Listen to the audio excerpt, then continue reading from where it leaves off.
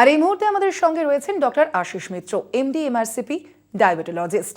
আর doctor মিত্র, আপনাকে স্বাগত জানাই আমাদের এই বিশেষ অনুষ্ঠান ডাক্তার বলছেনে। আপনার কাছে যে প্রথম প্রশ্নটি জানতে চাইবো তা হলো, এই ডায়াবেটিস মূলত কি, এবং ডায়াবেটিস হয়েছে তা বুঝতে হলে মূলত কি কি পরীক্ষা করা উচিত? এটা খুবই ভালো প্রশ্ন।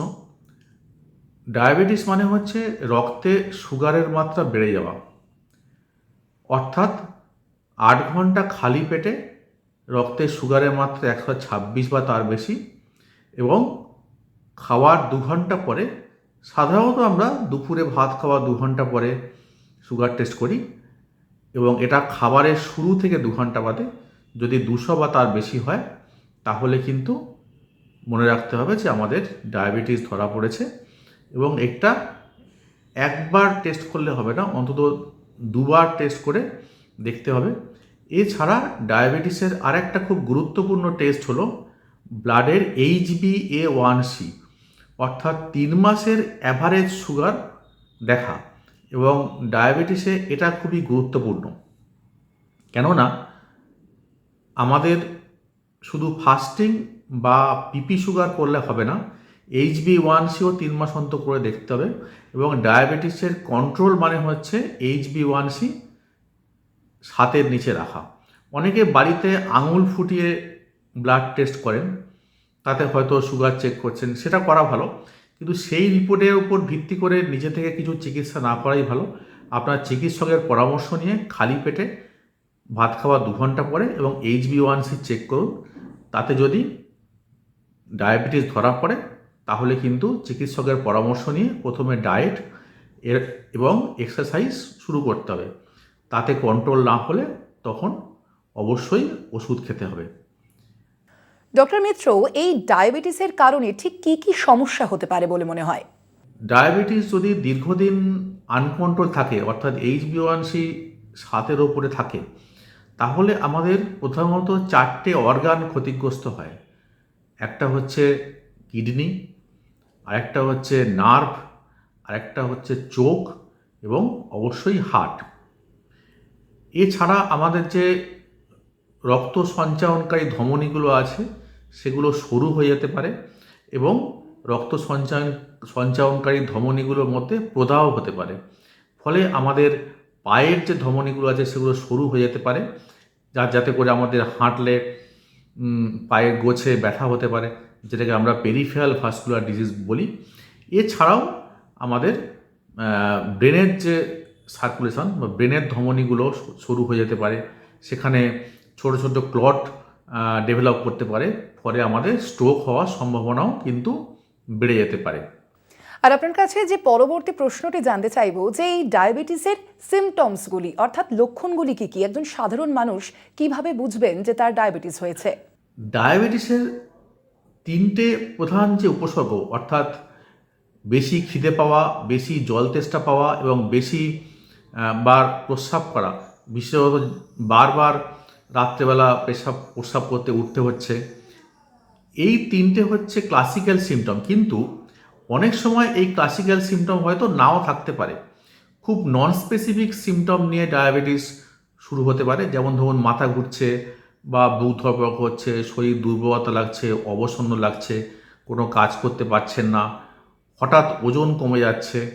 এই ধরনের উপসর্গ নিয়েও কিন্তু ডায়াবেটিস শুরু হতে পারে। বা চোখে দেখতে অসুবিধে হচ্ছে, হঠাৎ করে আপনার ভিশনে কোনো সমস্যা হচ্ছে। তার কারণটা হচ্ছে যে ডায়াবেটিস থেকে আমাদের চোখের পেছন দিকে যে রেটিনা বলে যে অর্গ্যানটা আছে সেটা কিন্তু ক্ষতিগ্রস্ত হয়। বা অনেক সময় পা ফুলে যাচ্ছে, বা পায়ে কোনো ঘা হলো নতুন জুতো থেকে, যেটা সারতে চাইছে না। এই ধরনের উপসর্গ নিয়েও কিন্তু ডায়াবেটিস প্রেজেন্ট করতে পারে, এবং সেক্ষেত্রে অবশ্যই ব্লাড টেস্ট করে আপনার চিকিৎসককে দেখাতে হবে। এবং যত তাড়াতাড়ি আপনি ডায়াবেটিস চিকিৎসা শুরু করবেন, তত কিন্তু আপনার ডায়াবেটিস জনিত কারণে চোখ, হার্ট, নার্ভ এবং কিডনি সুরক্ষিত থাকবে। ধন্যবাদ আপনাকে ডক্টর মিত্র আমাদের এই আলোচনায় থাকার জন্য। এই মুহূর্তে আমাদের সঙ্গে রয়েছেন doctor Supratik Bhattacharya, senior consultant diabetes and endocrinology. আপনাকে স্বাগত জানাই ডক্টর ভট্টাচার্য আমাদের ডাক্তার বলছেন অনুষ্ঠানে। ডক্টর ভট্টাচার্য, প্রথমেই আপনার থেকে যে বিষয়টি জানতে চাইবো যে এই যে একজন সাধারণ মানুষ কিভাবে বুঝবেন যে তার ডায়াবেটিস হয়েছে, মূলত এর সিমটমস গুলো কি কি জানবো। আমি মনে করি এটা অত্যন্ত গুরুত্বপূর্ণ একটা কোয়েশ্চেন, কারণ প্রাথমিকভাবে বোঝা খুবই মুশকিল। অনেকেরই কোনো রকমের সিমটমস থাকে না। অনেক ক্ষেত্রে দেখা যায় যে যারা রাত্রির বেলা ওঠেন না তাদেরকে বারবার রাত্রিরে উঠে টয়লেট করতে যেতে হচ্ছে। কখনো কখনো মনে হয় যে দিনের বেলা তো বারবার হয়তো ইউরিন করার জন্য যেতে হচ্ছে। জল তেষ্টা বেশি পাচ্ছে, চোখের ভিশন যেটা আছে সেটা হয়তো একটুখানি ঘোলাটে লাগছে। এইগুলো হচ্ছে প্রাথমিক সিমটমস। কারুর ক্ষেত্রে ওজন কমে যাওয়াটাও একটা লক্ষণ। সেক্ষেত্রে ডক্টর ভট্টাচার্য, ফাস্টিং এবং নর্মাল ব্লাড সুগারের কি স্বাভাবিক মান হওয়া উচিত? ফাস্টিং ব্লাড সুগার 70 থেকে 100 milligram per decilitre usually normal, এবং 100 থেকে 125 এই পর্যায়ে যদি আমাদের ফাস্টিংটা থাকে সেটা ইম্পেয়ার্ড ফাস্টিং বলা হয় বা প্রি ডায়াবেটিস পর্যায়ে। এই পরিস্থিতিতে আমরা খাওয়া দাওয়া নিয়ন্ত্রণ, জীবনশৈলীর পরিবর্তন এবং নিয়মিতভাবে হাঁটা চলা ইত্যাদি করে আমরা সুগারটাকে নিয়ন্ত্রণে রাখতে সক্ষম হই। ডক্টর ভট্টাচার্য, আমরা দেখে থাকি বিভিন্ন সময় কিন্তু এই যে ব্লাড সুগারের যে স্বাভাবিক মান তা লো হয় বা হাই হয়, সেক্ষেত্রে একজন সাধারণ মানুষ তারা কিভাবে বুঝবেন যখন তাদের ব্লাড সুগার হাই হবে বা লো হবে? দুটোই গুরুত্বপূর্ণ। সুগার যদি হঠাৎ করে নিচের দিকে নেমে যায় তাহলে অনেক সময় মনে হয় যে ঘাম দিচ্ছে গায়ে, মাথা ভার লাগছে, বুকের মধ্যে ধড়ফড় করছে, হাত পা কাঁপছে, অত্যাধিক বেশি খিদে পাচ্ছে। এইরকম পরিস্থিতি হলে আমাদের সুগারটা মেপে দেখা দরকার যে সত্যি সুগারের মাত্রাটা 70-এর নিচে চলে গেছে কিনা।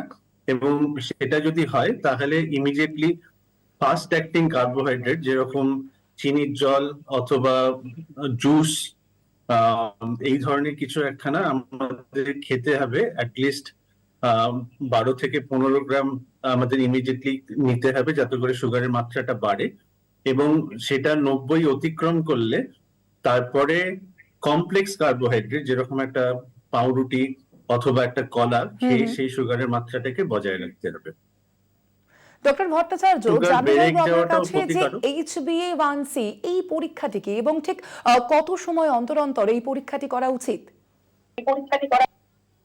HbA1c হচ্ছে বিগত 3 মাসের সুগারের গড়।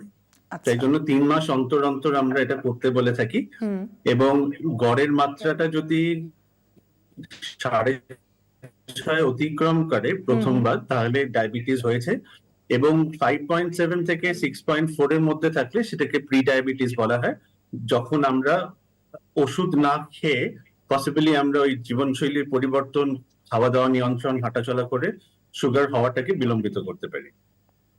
ধন্যবাদ আপনাকে ডক্টর ভট্টাচার্য আমাদের সঙ্গে এই আলোচনায় উপস্থিত থাকার জন্য। অর্থাৎ আপনারা বুঝতেই পারছেন যে আমাদের আজকের যে আলোচনা তা কিন্তু একদিকে যেমন কিডনি সংক্রান্ত এবং অন্যদিকে ডায়াবেটিস সংক্রান্ত, এবং এই দুটি বিষয়ে কিন্তু যথেষ্ট গুরুতর। আমরা এই বিষয়ে আরো বিস্তারিত জানবো। আমাদের সঙ্গে এই মুহূর্তে রয়েছেন এমডি এমআরসিপি ডক্টর অভিষেক ঘোষ। ডক্টর ঘোষ, আপনাকে স্বাগত জানাই আমাদের এই ডাক্তার বলছেন অনুষ্ঠানে। ডক্টর ঘোষ, আপনার কাছে যে বিষয়টি আমি জানতে চাইবো যে মূলত এই কিডনির অসুখ কি কারণে হয় এবং সুগারের সঙ্গে এই কিডনির রোগের সম্পর্ক কি রয়েছে? নমস্কার সমস্ত দর্শককে। অবশ্যই কিডনির অসুখ অনেকগুলো কারণে হয়, তবে আমাদের দেশে বা যেগুলো আমরা প্র্যাকটিসে পাই সেটা হচ্ছে মূলত উচ্চ রক্তচাপ এবং হাই আনকন্ট্রোলড ব্লাড সুগার, তো ডায়াবেটিস মেলাইটাস। এগুলো যদি ঠিকঠাক কন্ট্রোলে থাকে তাহলে কিডনির সমস্যাকে অনেকটাই আটকানো যায়। কিন্তু এই দুটো হচ্ছে মেন কারণ, ডায়াবেটিস মেলাইটাস এবং হাইপারটেনশন বা উচ্চ রক্তচাপ, যেগুলো খুব সহজেই অনেক ওষুধ দিয়ে কন্ট্রোলে রাখা যায়। কিন্তু অনেক সময় পেশেন্টের রেগুলার ফলো আপে না আসা বা মাঝে মাঝে ওষুধ বন্ধ করে দেওয়ার প্রবণতার জন্য হয়তো সেগুলো কন্ট্রোলে থাকছে না, এবং যদি কন্ট্রোলে না থাকে সেগুলো কিন্তু কিডনির সমস্যাকে অনেকটা বাড়িয়ে দেয়। এছাড়াও কিছু খাদ্যাভ্যাস, লাইফস্টাইল চেঞ্জেস সেগুলোর হুম। রেসপন্সিবল, এবং কিছু ফ্যামিলি ফ্যাক্টর আছে যেগুলো অবশ্যই কিছুটা রোল প্লে করে। কিন্তু এই যে দুটো খুব কমন রোগ আমাদের দেশে, এবং গ্র্যাজুয়ালি এটার সংখ্যা ক্রমশ বাড়ছে, সুগার এবং হাইপারটেনশন, এগুলোই মূলত দায়ী। তো এই জন্য আমাদের রেগুলার ব্লাড সুগার এবং ব্লাড প্রেশার চেক করাটা অত্যন্ত জরুরি, এবং তাদের নিয়ন্ত্রণে রাখাটা অত্যন্ত জরুরি, ঠিকঠাক ওষুধ খেয়ে এবং ডাক্তারের পরামর্শ মতো মেনে। একদমই ডক্টর ঘোষ, আরো একটা যে বিষয়ে জানতে চাইবো আপনার কাছে, যে এই যে কিডনি, সেই কিডনি ঠিকঠাক ফাংশন করছে কিনা, সেই বিষয়টি জানার জন্য মূলত কি কি টেস্ট করা প্রয়োজন, এবং সেই টেস্ট কতদিন অন্তর করা প্রয়োজন, এবং তা প্রিভেনশন করার জন্যও কি কি টেস্ট রয়েছে? হুম। খুব গুরুত্বপূর্ণ প্রশ্ন। অনেকেরই আইডিয়া নেই যে কি টেস্ট করলে অ্যাকচুয়ালি কিডনির সম্বন্ধে আমরা আইডিয়া করতে পারবো যে এটা ঠিকঠাক কাজ হুম। করছে কিনা। অ্যাকচুয়ালি যাদের উচ্চ রক্ত হাই হাই ব্লাড সুগার বা ডায়াবেটিস মেলাইটাস রোগ আছে, তাদের ক্ষেত্রে প্রত্যেক বছর কিডনি টেস্ট করতে হবে, এবং এটা দুরকম টেস্ট হয়। একটা ব্লাডের ক্রিয়েটিনিন, ইউরিয়া লেভেল, এবং ইউরিনের মাধ্যমে আমরা চেক করতে পারি ইউরিন দিয়ে বেশি প্রোটিন বেরোচ্ছে কিনা। অ্যালবুমিন ক্রিয়েটিন হুম। রেশিও বলে একটা পরীক্ষা আছে, সেটা আমরা দেখতে পারি। এই দুটোই যদি ভালো থাকে তাহলে প্রতি বছর একবার করে টেস্ট করলেই হয়। হুম। কিন্তু যদি দুটি রিপোর্টের কোনোটা একটা সমস্যা থাকে তাহলে আমাদের আরো ফ্রিকোয়েন্টলি চেক করতে হতে পারে, ৩ মাস অন্তর বা ৬ মাস অন্তর। সেটা ডাক্তারের যেমন পরামর্শ দেবেন সেরকম। যদি রিপোর্ট একটু এদিক ওদিক আসে তাহলে কিন্তু খুব সতর্ক থাকতে হবে। হুম। ব্লাড সুগার এবং ব্লাড প্রেশার দুটোই খুব কন্ট্রোলে রাখা খুব জরুরি হয়ে যায় সেক্ষেত্রে। কারণ কিডনি ক্রিয়েটিনিন কমানোর জন্য ডিরেক্ট কোনো ওষুধ সেরকম নেই। হুম। যদি হুম। আমরা সুগার এবং প্রেশার কন্ট্রোল রাখতে পারি, তবে আস্তে আস্তে ধীরে ধীরে কিডনির আবার নরমাল ফাংশনটা ফিরে পাওয়ার সম্ভাবনা বেশি থাকে। এবং এই যে দুটো টেস্ট বললাম, ব্লাডের ইউরিয়া ক্রিয়েটিনিন এবং হুম। ইউরিনের অ্যালবুমিন ক্রিয়েটিন রেশিও, এগুলো সুগারের পেশেন্টদের এবং উচ্চ রক্তচাপ পেশেন্টদের প্রতি বছর অন্তত একবার করে করা উচিত। এবং আচ্ছা। যাদের ক্ষেত্রে ফ্যামিলি হিস্ট্রি আছে কিডনির সমস্যা বা হার্টের অসুখ হুম। আছে, এটাও ইম্পর্টেন্ট যে হার্টের অসুখ এবং কিডনির সমস্যা ওতপ্রোতভাবে জড়িত। কারণ হার্টের সমস্যা থাকলেও কিডনিতে রক্ত চলাচল কম হয়, এবং কিডনির সমস্যাতেও দেখা যায় যে হার্টের ফাংশন ঠিকঠাক থাকে না। তো যাদের ক্ষেত্রে হার্টের অসুখ আছে, অলরেডি আছে, তাদের ক্ষেত্রেও এই কিডনি টেস্টটা ৩ মাস ৬ মাস অন্তর বা অন্তত ১ বছর অন্তর করা উচিত, যদি সব রিপোর্ট নরমাল থাকে তবুও।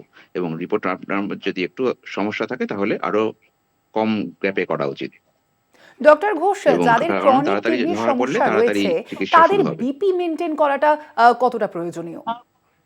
অবশ্যই, যেহেতু বললাম ব্লাড প্রেশার, ব্লাড প্রেশার যেটা সবচেয়ে ইম্পোর্টেন্ট কারণ হচ্ছে আমাদের ক্রনিক কিডনি ডিজিজ যেটাকে বলে, কিডনি সমস্যা, সেটাকে সেটা বাড়াতে ক্রনিক যদি উচ্চ রক্তচাপ যদি বাড়ে এবং কন্ট্রোল না থাকে তাহলে কিডনির সমস্যা কিন্তু হুম। উত্তরোত্তর বৃদ্ধি পাবে। সেজন্য রক্তচাপ কন্ট্রোলে রাখা খুব জরুরি। দরকার হলে ২-৩ রকম ওষুধ, অনেক রকম ওষুধ আছে ব্লাড প্রেশারে। এমন কিছু নয় ধারণা অনেকের আছে যে আমি তো ব্লাড প্রেশার ওষুধ খাচ্ছি তাহলে আমার কিডনির সমস্যা হবে না। সেরকম কোনো ব্যাপার না। ব্লাড প্রেশার খাচ্ছেন ঠিকই, কিন্তু ব্লাড প্রেশার নিয়ন্ত্রণ আছে কিনা সেজন্য হুম। রেগুলার চেকআপ খুব দরকার। এবং যদি রেগুলার কন্ট্রোলে আপনি চেকআপে থাকেন তাহলে ডাক্তারবাবু বুঝতে পারবেন আপনি ওষুধ খেয়ে কন্ট্রোলে আছেন কিনা। দরকার হলে তিনি ওষুধের ডোজ বাড়াবেন বা অন্য ওষুধ যোগ করবেন। একদম। যদি ব্লাড প্রেশারটা কন্ট্রোলে রাখা খুব জরুরি, তাহলে আপনার কিডনির সমস্যাটা অনেকটা আটকানো যায়। কারণ এই সুগার এবং প্রেশার এই দুটোই হচ্ছে আমাদের হাতে রয়েছে, যেগুলো আমরা ওষুধ দিয়ে কন্ট্রোল করতে পারি। তাহলে কিডনিকে আমরা ভালো রাখতে পারবো। এবং আমরা যেটা বললাম, ক্রিয়েটিনিন খুব বেশি বাড়ার আগে ব্যবস্থা হুম। নিতে হবে। ক্রিয়েটিনিন যদি খুব বেশি বেড়ে যায় তখন কিন্তু অনেক সময় নরমাল করার সুযোগ থাকে না। তো আমরা ক্রিয়েটিনিন বা এবং ইউরিনের অ্যালবুমিন ইউরিনের যে অ্যালবুমিন বেরোচ্ছে, সেটা প্রোটিন বেরোচ্ছে, সেটা যদি আমরা তাড়াতাড়ি ধরতে পারি তাহলে কিন্তু আমরা তাড়াতাড়ি চিকিৎসা শুরু করতে পারবো, এবং সেক্ষেত্রে কিডনির সমস্যা অনেকটা আটকানো যাবে।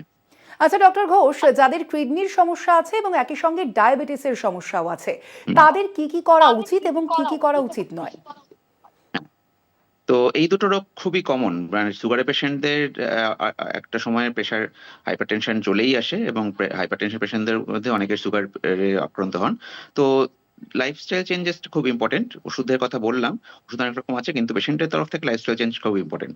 তো এক্ষেত্রে হুম। আমি কয়েকটা টিপস দেবো, যেমন ডায়েটের ক্ষেত্রে হুম। প্রোটিন। অনেক সময় অনেকের ভুল ধারণা আছে যে কিডনির সমস্যা হলে প্রোটিন পুরো বন্ধ করে দিতে হয়, সেরকম না। হ্যাঁ। প্রোটিন অবশ্যই চলবে, কারণ প্রোটিন আপনার রেগুলার মেটাবলিজম এবং অন্যান্য মাসল ফাংশনের জন্য খুব দরকার। তো প্রয়োজন, হ্যাঁ। এক্ষেত্রে আমার সাজেশন হবে একজন নিউট্রিশনিস্ট বা ডায়েটিশিয়ানের পরামর্শ অনুযায়ী ঠিকঠাক প্রোটিন কোয়ান্টিটি খাওয়া।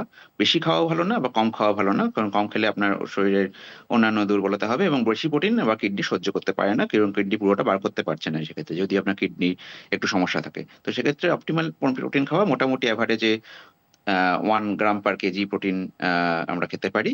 অলরেডি ইন্ডিয়ানরা খুব বেশি প্রোটিন খায় না, কিন্তু যদি সেই জন্য আননেসেসারি প্রোটিন রেস্ট্রিকশনও দরকার নেই। যেটা করবেন একজন ডাক্তার এবং ডায়েটিশিয়ানের পরামর্শ মেনে করবেন, নিজের মতো কিছু ক্ষেত্রে না করাই ভালো। মনে রাখবেন উচ্চ প্রোটিন এবং খুব কম প্রোটিন দুটোই কিন্তু ক্ষতিকর। এছাড়া কার্বোহাইড্রেট জাতীয় খাবার, যেমন স্টার্চ, এগুলো অ্যাভয়েড করতে হবে, কারণ সুগারের হুম পক্ষে সেগুলো খারাপ। অনেক সময় আপনারা এগুলো ভেজিটেবলস গুলো বা বিশেষ করে আলু, অনেক সময় ধারণা আছে আলু, এগুলো হুম আপনি হুম হুম জলে ধুয়ে খেতে পারেন, তাহলে কার্বোহাইড্রেটের পরিমাণটা কম যাবে। ফসফরাস যুক্ত খাবার, চিজ, এগুলো কম খাবেন এবং পটাশিয়াম সমৃদ্ধ খাবার কম খেতে হয়, কারণ কিডনির পেশেন্টদের ক্ষেত্রে পটাশিয়ামটা বেড়ে যাওয়ার একদম। সম্ভাবনা থাকে। নুন অবশ্যই কম খেতে হবে প্রেশার কমানোর জন্য। যদি কারো প্রেশার অলরেডি কম থাকে, তখন আমরা সেটা এক্সেপশনাল কেস, সেটা ক্ষেত্রে ডাক্তারের পরামর্শ অনুযায়ী নুন খাবেন। কিন্তু ওভারঅল প্রেশার, যাদের প্রেশার অলরেডি বেশি, তাদের ক্ষেত্রে লবণ সারাদিনে 5 গ্রামের বেশি খাওয়া উচিত না, সব রান্না মিলিয়ে। এবং এক্ষেত্রেও বাইরের খাবার, যেখানে ক্যান্ড ফুড বা যেগুলো ফাস্ট ফুড, সেখানে নুনের পরিমাণ খুব বেশি থাকে, সেগুলো অ্যাভয়েড করতে হবে। এছাড়া যেগুলো জুস পাওয়া যায় সেগুলো অ্যাভয়েড করতে হবে, কারণ সেক্ষেত্রেও নুন এবং চিনি দুটোই খুব বেশি থাকে, যেগুলো সুগারের প্রেশার দুটো সমস্যাই বাড়িয়ে দিতে পারে। এবং কিছু ক্ষেত্রে আছে জলের ব্যাপার। জলটাও অনেক সময় আমাদের রেস্ট্রিক্ট করি হুম একটু কিডনি পেশেন্টদের, যে ক্ষেত্রে ক্রিয়েটিনিনের মাত্রাটা একটু হুম বেশি। হুম হুম জিএফআর বলে একটা প্যারামিটার আছে, যেটা পেশেন্টের বডি ওয়েট, বয়স এবং ক্রিয়েটিনিন ভ্যালুর উপর ডিপেন্ড করে। জিএফআর যদি 60 এর নিচে চলে যায়, সেক্ষেত্রে হুম জলটাও একটু রেস্ট্রিক্ট করতে বলা হয়। খুব বেশি জল খাওয়া উচিত না সেই আচ্ছা। সব পেশেন্টের। হুম এবং কিছু আননেসেসারি ভিটামিন বা সাপ্লিমেন্টস কিছু খাওয়া উচিত না, কারণ আলটিমেটলি এগুলো কিডনি কতটা হ্যান্ডেল করতে পারছে সেটা ডাউটফুল। সেই জন্য এগুলো যদি কিছু করা হয়, সেটা ডায়েটিশিয়ান বা নিউট্রিশনিস্টের এবং ডাক্তারের পরামর্শ অনুযায়ী করতে হবে। এটা হলো ডায়েট এবং লাইফস্টাইল। এছাড়া দৈনন্দিন কিছু জীবনযাত্রা, যেমন স্মোকিং বন্ধ করা। কারণ স্মোকিং ব্লাড প্রেশার, আমাদের যে রক্তনালী, সেগুলোর চাপ বাড়িয়ে দেয়, সেই জন্য ব্লাড প্রেশারের সম্ভাবনা আরো বেড়ে যায়। এবং অ্যালকোহল কমানো, মানে অ্যালকোহল খেলেও সুগার এবং প্রেশার দুটোই একদমই। বাড়ে। হুম এক্সারসাইজ, এবং যেমন রেগুলার আপনাদের ফিজিক্যাল এক্সারসাইজ করতে হবে, যাতে কিডনিতে ব্লাড ফ্লোটা ভালো থাকে, তাহলে কিডনি ভালো ফাংশন করতে পারে। এবং অ্যাডেকুয়েট, পর্যাপ্ত ঘুম এবং পর্যাপ্ত এক্সারসাইজ, এগুলো করলে আপনারা কিডনি ভালো থাকবেন এবং স্ট্রেস ফ্রি লাইফ কাটানো যতটা পারা সম্ভব। যোগা, মেডিটেশন, যেভাবেই হুম হোক, আপনি একটু স্ট্রেসফুল লাইফ কাটালে ব্লাড প্রেশারটা কন্ট্রোল রাখতে পারবেন। এবং বারবারই বলছি, ব্লাড প্রেশার, ব্লাড সুগার যদি যতটা ভালো কন্ট্রোল থাকবে, ততটা কিন্তু কিডনির আপনার ভালো থাকবে। একদমই। অর্থাৎ বোঝাই যাচ্ছে যে একদিকে যেমন লাইফস্টাইলটা মেনটেন করতে হবে এবং একই সঙ্গে ডায়েট মেনটেন করাটাও খুব প্রয়োজনীয়। আপাতত ধন্যবাদ আপনাকে। আমাদের সঙ্গে ছিলেন ডক্টর অভিষেক ঘোষ, এমডি, এমআরসিপি।